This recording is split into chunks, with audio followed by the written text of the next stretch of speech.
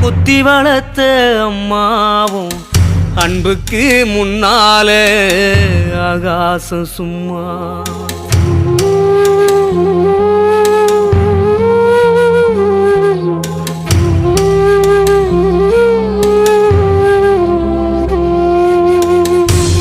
எறும்பு அண்டாம தூசு தும்பு சேராம தொப்புள் கொடி அறுத்தெடுத்த அம்மா,